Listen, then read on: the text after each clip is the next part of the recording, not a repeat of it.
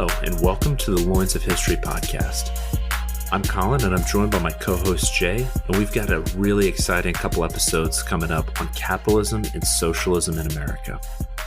Today, we're going to start with some of the origins of capitalism, socialist thought, and philosophies, as well as the economic origins of these two schools of thought in America. So we'll start back in the 17th century and work our way right up until the pre-industrial era. And a few key takeaways that I want to take from these next couple episodes are that ideas have consequences, that there is a self-interest and a greater good that both schools of thought try to address, and these both go deeper than and broader than just economics.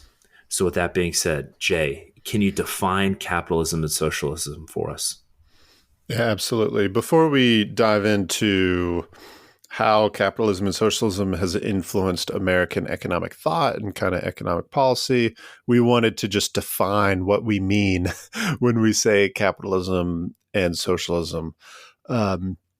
For each of these, we kind of, in doing our research, we found that capitalists define capitalism and socialism one way, and then socialists define capitalism and socialism a different way. There's a whole bunch of different people mean different things when they use all of these terms. So just for the sake of clarity, we wanted to give our own definitions for these terms, and in that way, when we talk about the history, we're all on the same page. So my definition, or a capitalist definition of capitalism is a natural structuring of economic activity for the purpose of creating wealth. So you kind of get a means and an ends there. The means, it's a structure, it's a natural structuring of economic activity. At no point in time did someone go, aha, yesterday we were mercantilist and today we are capitalist, and this is what changed. Like, that really never happened anywhere. Furthermore, there's some key tenets of what some people believe to be absolute core aspects of capitalism that are present in some countries and they're not present in others. So you can't necessarily confine it by a specific thing. For example, free trade. We'll talk about here in a little bit. The British got really into free trade in the 1800s, whereas the United States kind of didn't. We had a very economically protective policy for the vast majority of the 1800s during that same free trade time of the Brits. So we can't say that one thing makes capitalism. So it's a natural structuring. What's common to all capitalists is they try to naturally structure the economy in ways that kind of similar to natural rights. It's like, okay, what would we be doing to create wealth? Like, what's the natural way to create wealth? And that's kind of what capitalists seek to do. A socialist definition, so Karl Marx's definition of capitalism is the private ownership of the means of production. And I also agree. I don't think these two definitions aren't mutually exclusive here, but they're rather different perspectives on kind of the same thing. And so when we say private ownership of the means of production, we're kind of getting back to what we mentioned in an earlier episode on the fundamental distinction between capitalism and communism, and that is who owns property, getting back to property rights. So yeah, socialist definition of capitalism is private ownership of the means of production. And that gets back to that fundamental distinction between capitalism and socialism being who owns the property. Do individuals have property rights or not? And that kind of gets to really the heart and soul of the difference between the two. Now getting into defining socialism. My capitalist definition of socialism is that socialism is an ideological structuring of economic activity for the purpose of fairness. I hesitate to say justice because I personally think that justice as fairness is wrong. We've talked about, justice as fairness is an incorrect definition of justice.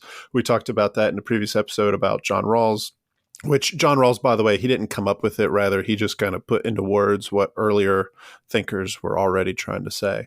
So socialism isn't, so two things here. It's an ideological structuring. Socialism, according to nearly all socialists is that it's not natural. As a matter of fact, it's intentionally trying to reorder the natural order for the purpose of creating a better society.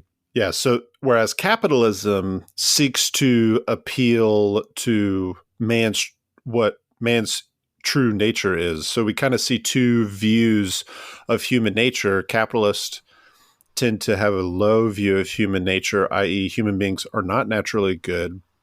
And socialists, on the other hand, have a high view of human nature in that believing that mankind is naturally good, and we just need to recreate our society in order to bring out our better angels. That was a good definition, and I'm going to expand on some of those thinkers and the capitalists, the way they view the world, and contrast that with socialists. So within the 18th century, there's two people, Adam Smith, Wealth of Nations, which every good capitalist has studied and read about, and Rousseau, who, though he was not by definition a socialist, I tend to think that a lot of socialist thinkers drew inspiration from him. And so, like Jay was saying, Adam Smith believed that the best way to improve society was to take this man's self-interest that is universal, because both a capitalist and early socialist would agree that man is every man, and I say it's the universal man, woman, humankind has a self-interest at heart. It's how to deal with that self-interest. And Adam Smith believed that utilizing self-interest through an interdependent system of economics brought out the best for humankind. And what he means by that, he uses the example of a butcher. A butcher does not sell meat for the greater good. He sells meat to make money. And allowing that butcher to sell meat will bring out the best, because a baker requires the butcher for meat, and likewise the butcher requires the baker for bread. And if you have a lot of different bakers and a lot of different butchers, those individuals are incentivized to make the best possible product in order to make money. And if you have a very, very large, interdependent, and guided by the quote unquote invisible hand working together, it is in their best interest to do the best they can and work with these different individuals in order to bring about the best society. So you get the best possible meat, you get the best possible bread, you get the best possible shirts made at a fair price that's defined by the market, not necessarily a government entity. So to quote the fictional character Gordon Gekko, greed is good according to a capitalist at an individual level. Whereas Rousseau, on the other hand, believed that man was actually born good and then later corrupted by society. And there is, in order to maximize the freedom of that individual had to subvert their natural rights or their self-interest to the collective will, the greater good, if you will. So it was actually not in society's best interest for those individuals to be acting in their best interest, but rather guided by what would be the best for this broad spectrum of society. So two different ways to think about it. And I think that Rousseau, he's got writings on the social contract, basically argues that you think for the whole and you as an individual benefit, while capitalist Adam Smith believed that think for yourself, do what's best for yourself, and society will improve around you. So those are very different schools of thought that address the same problem. But as you can see, they went in very different directions, and it defined economics for the next 200 plus years. Yeah, it's interesting because both economic theories, which capitalism is an economic theory, socialism includes an economic aspect, but I think it's more comprehensive. But we didn't want to compare capitalism with communism because communism is almost too narrow in the sense that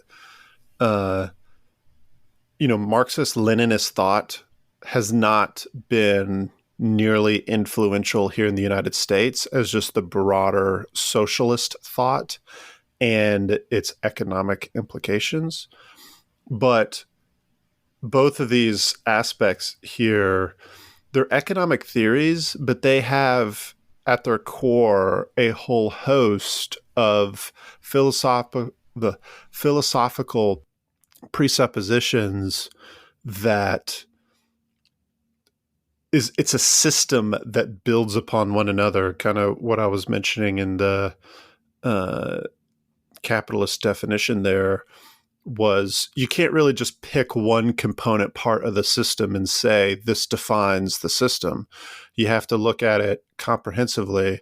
And one of the things that I would like our listeners to take away as we go through the next few episodes here is that the United States has not developed a purely capitalist and definitely not a purely socialist economic system.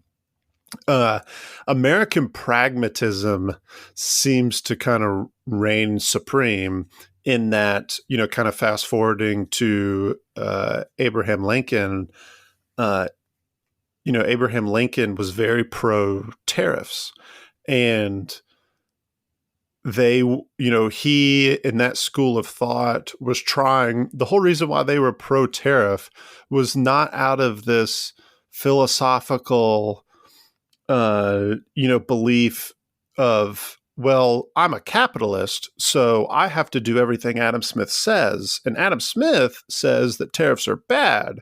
Like that's not what it was. He probably would have agreed with Adam Smith in a lot of areas, but then just pragmatically would have thought like, oh, we need to protect American manufacturers, which he was a Republican. Republicans were primarily concentrated in the Northeast, which is where his voter base was from. And, he was trying to go like, no, we want Americans to buy American goods. Let's make foreign goods more expensive, which is what a tariff does, by the way. Let's make foreign goods more expensive, therefore making American goods more competitive on the American market. So it's this pragmatic aspects. And what we'll see is that there is no like, well, we're pure capitalists and our economy boomed when the capitalists were in charge, or, the people suffered under those clear and easy answers are not found in the history. Yeah. I guess two things. I feel like a simple way to put it is capitalism is obviously an economic theory that by proxy overlaps and sort of helps governance, whereas socialism is a means to govern society that the economics falls under.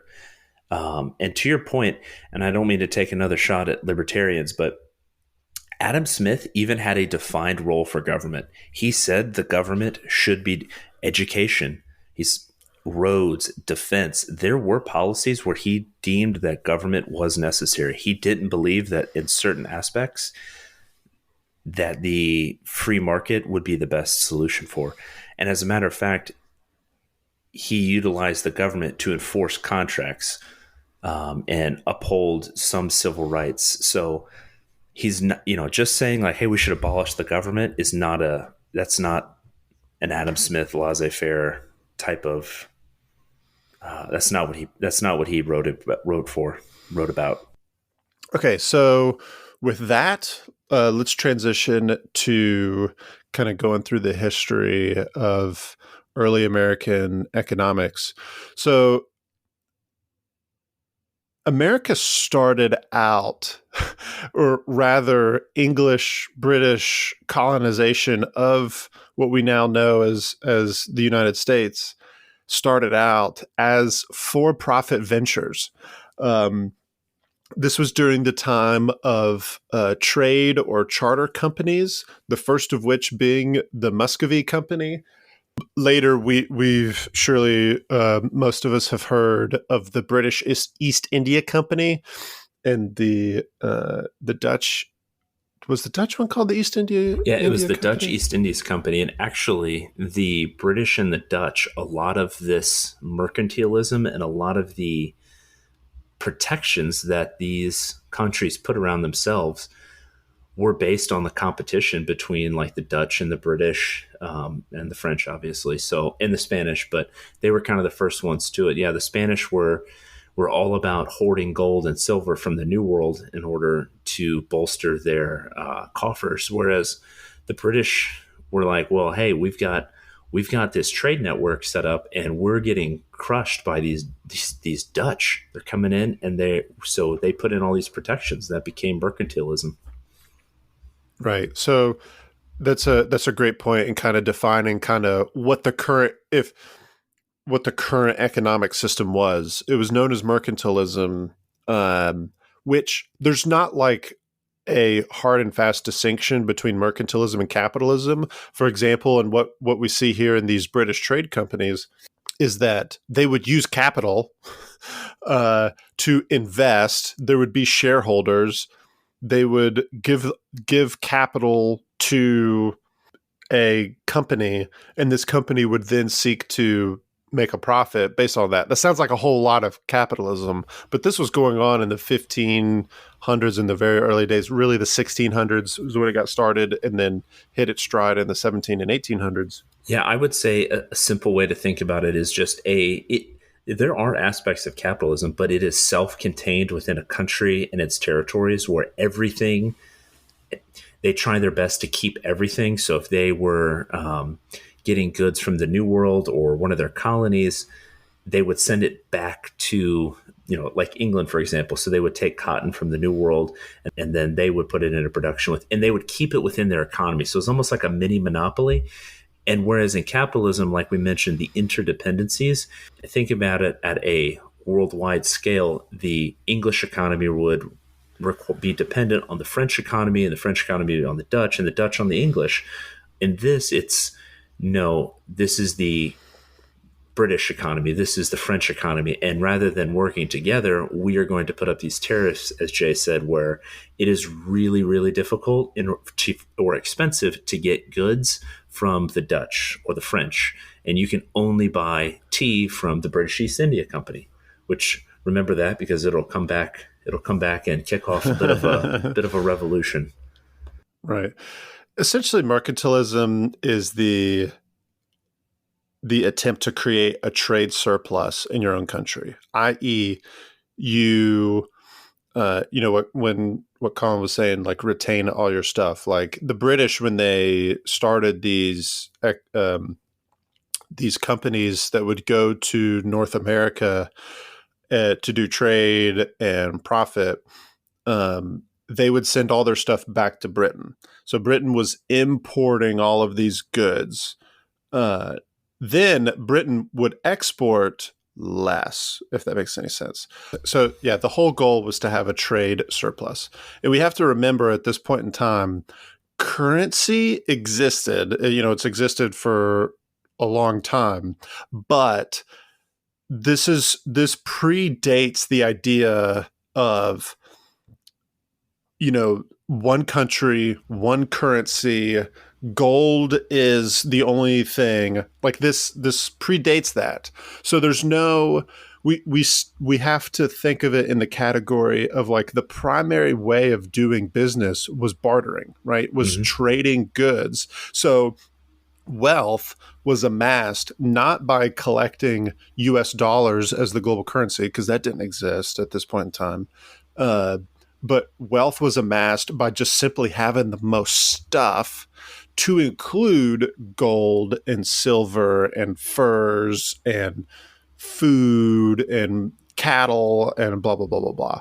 So mercantilism was like, hey, let's keep all that stuff here in our country and make sure that we've got more stuff than everybody else, as opposed to my GDP is such and such millions and billions of dollars. It's a different way to look at GDP.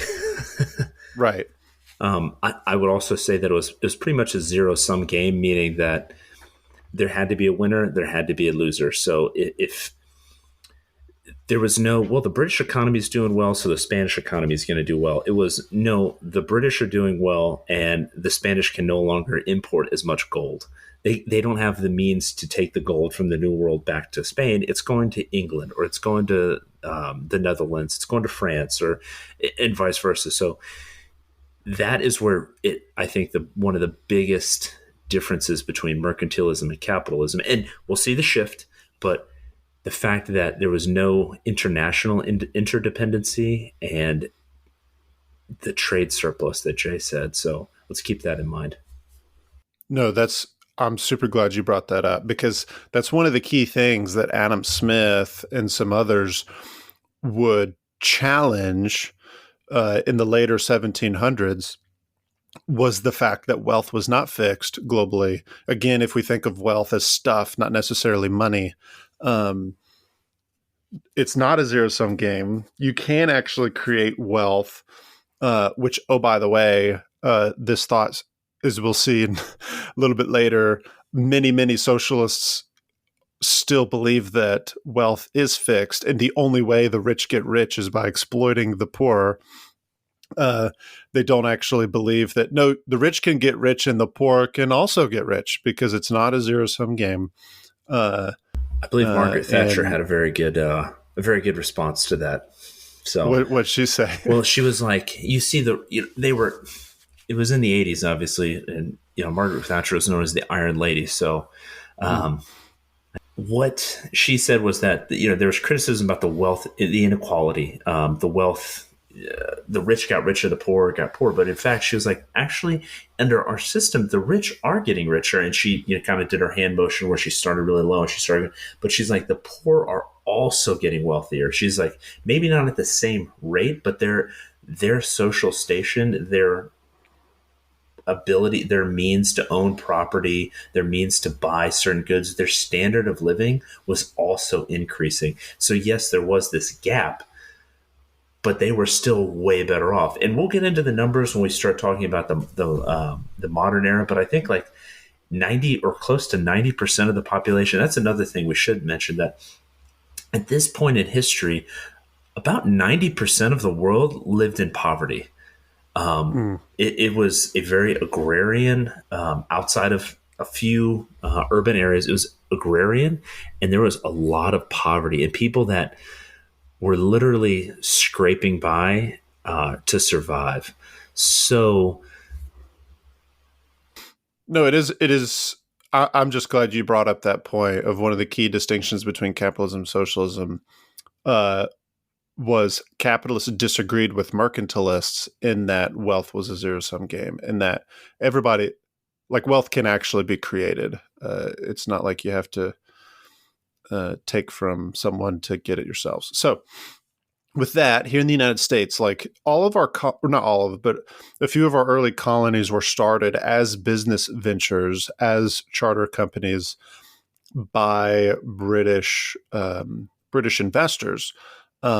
As we kind of see with the British East India Company, these charter companies were given significant amounts of independence in how they conducted their business. They were allowed to sign trade treaties. They were able to make war and peace. And we kind of see in the beginnings of these colonies, once the company was set up, the people who went with the company, they were largely independent. This makes a whole lot of sense because, again, this is during the age of sail. You couldn't exactly tweet, hashtag hungry to your benefactors an ocean away.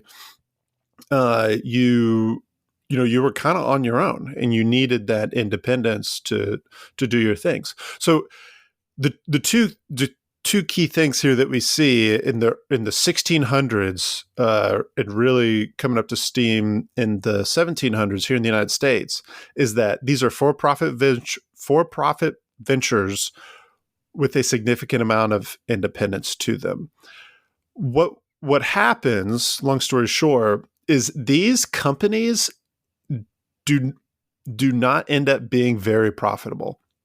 Here in the United States, especially in the early time, It's not like we were striking gold in the way that the Spanish and the Portuguese were down in Central and South America. There would be gold rushes at later points in time, but the American East Coast and Canada isn't exactly rich in like gold. There were some other metals that would be found, but not really the big one, gold, that was making gold and silver that was making the Spanish super, super rich there for a time. So these companies ended up not being very profitable. And what they ended up doing was just transferring ownership of the companies to the settlements themselves. And because they already had these large,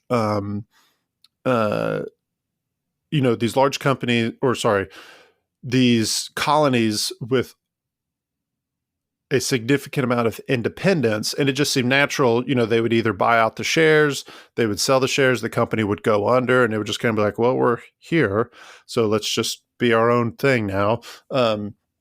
And also, there was a lot of political and religious persecution that occurred in Great Britain during this time. Again, this is kind of in the context of the Reformation and then the Enlightenment, and a lot of new ideas were springing up, and there was this old world and this versus the new world type thing going on, and so there was a lot of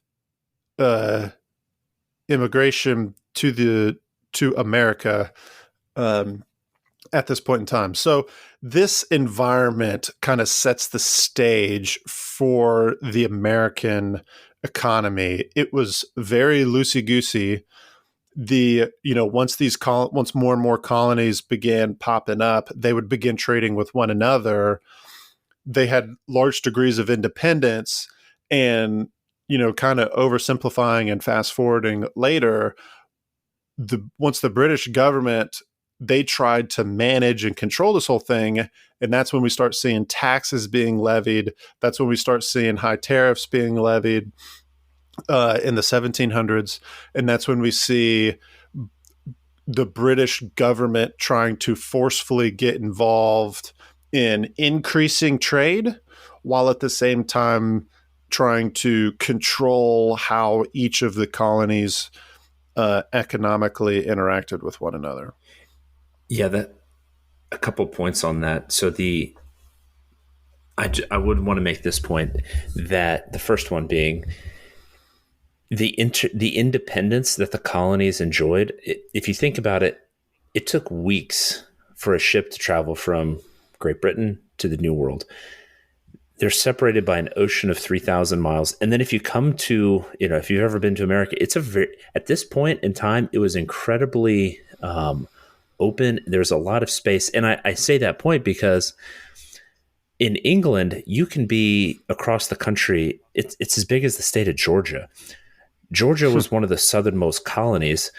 There's thousands of miles between the New World and England. There's 1,000 miles between Atlanta and New York City. So the ability to enforce a lot of these acts was almost impossible to do. That's where I think a lot of the freedoms and independence came from. It's impossible to manage, especially at that point in time. The British tried. And so some of their first, then you had the Navigation Acts, where they set these standards and rules for trade. And a lot of it was initially aimed at the Dutch, like I mentioned before. But then you had what's called the Molasses Act, where they tried to regulate the trade on molasses, but it was basically impossible for them, and it was pretty much ignored by the New World. So that was kind of one of those first things. And I think it was in 1733 where the New World was kind of like, we're not going to do this. And then the British tried again with the Sugar Act of 1764.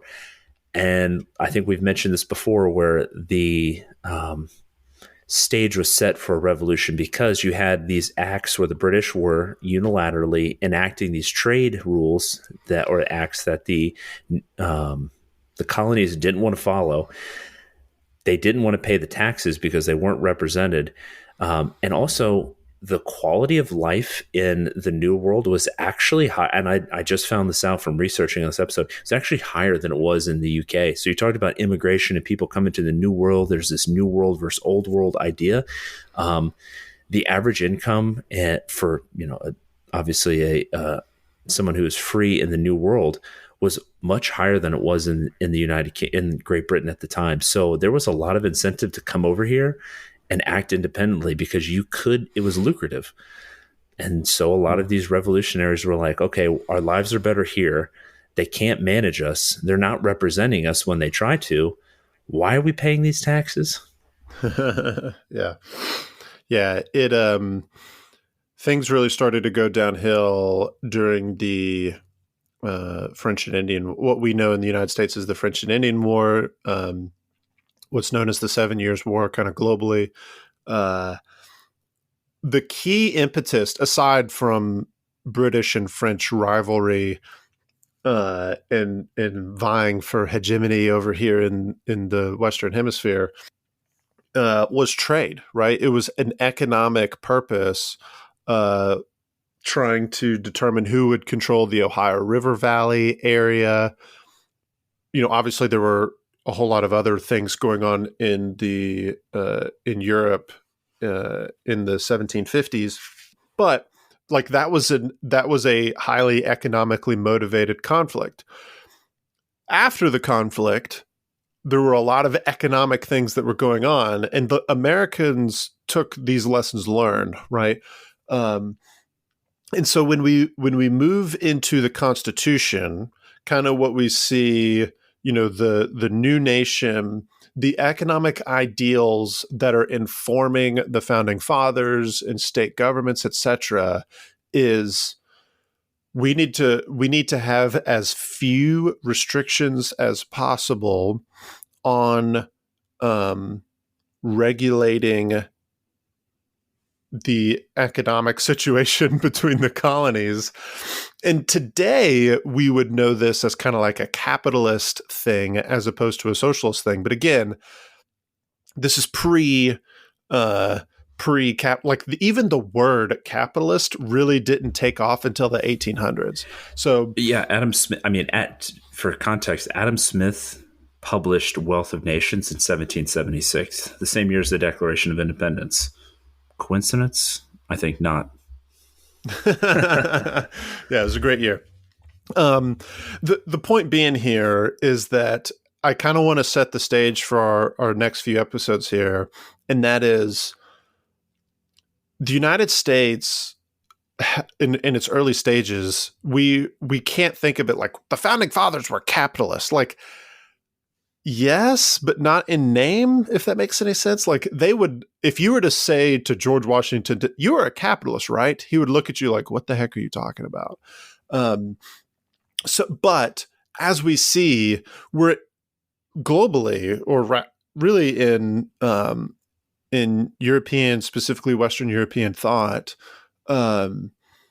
we're transitioning from an age of mercantilism to capitalism, and there were natural things that were occurring, i.e., hey, we don't like it when a higher government tells us how to run our economy, right? We now know that as kind of like a capitalist kind of way of thought, but this nation at its very core, I think, can properly be said to be consistent with capital beliefs, but a disclaimer needs to be made that they would not have I think the better called way themselves capitalists. Yeah, I think the better way to put it would be if you were to go to George Washington and ask him the question of how do you think we can affect the greater good?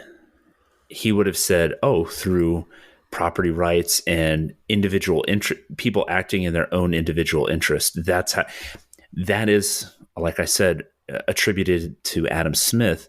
And I think that's where the founders would have said, okay, yeah, if you own private property and you're acting in your best interest, society will reap the most benefit as a whole. Versus, do you think if the government was to make mandates and people were to subvert themselves to a collective will, he would have disagreed with that? And I think, yeah, like you said, they didn't have the name capitalist or socialist, but they did understand the ideas as they were beginning to form. Like I mentioned, Wealth of Nations, 1776, Rousseau and some of these other thinkers were coming out of this age of enlightenment. So they would have been familiar with these schools of thought, And I think that's probably what they would have said. Yeah. As a matter of fact, in a word, I think all the founding fathers would have said the best way to create a good society is liberty, is freedom. And I think what we're going to see over the next few episodes here is that economic freedom and political freedom and religious freedom are all attached to the hip. And when you start taking away one, you start getting less of the others. And conversely, when there's more of the others, you start getting more of the others. Like they're attached, all of those ideas are attached to the hip here. And precisely like our revolution, our founding here in the United States was all about liberty. It's why we put it on all of our coins, right? And to put it in a school of thought, like if communism is to socialism as capitalism, I think now capitalism is to liberalism. And when I say liberalism, I mean it in the classical sense of like maximum individual liberty. How obviously what I did not say was ultimate individual liberty, but maximum individual liberty. And our founding fathers would have known, economically speaking, we need a free economy, if that makes any sense. Jay, that's a really good point. And I think with that, we'll end the episode on a high note. For our listeners, we're actually experimenting with shorter episodes to make it a little easier to digest and listen to on the car ride to work. Let us know what you think on this shorter episode. We're probably going to try and cut them in half and extend the series a little bit, probably to a 3-part series on capitalism and socialism. Like we said, the key takeaways are that ideas have consequences. The capitalist and socialist both have ideas on self-interest and the greater good. They just go about them through different means. And it goes much deeper and broader than simply economics. That is a key point, a key tenet, a key point. But it goes much deeper in society. And we're really going to start to explore that in the next episode as we transition from this post-revolution era into the Industrial Revolution. And the Industrial Revolution had huge sweeping changes, not just economically, like we mentioned, but socially as well. And that's where we see a rise of workers' rights, labor unions. Some of these social movements are derived from that Industrial Revolution, which was principally economic at first. So that's what we're going to talk about next week. And if you like what we're doing here at the Loins of History, please repost us, share us on social media, give us a 5-star rating. It obviously helps with the algorithms on Spotify, Apple, Podcast Addict, or however you're listening. And we also love your feedback. You can reach us on our Patreon page or through Anchor. We post some questions every now and then. Just love to hear some feedback from you. We've gotten some pretty good questions in the past that we try and answer directly with our listeners. So like I said, like us, follow us on social media, and give us a 5-star rating. With that being said, thank you for listening. We'll see you next week.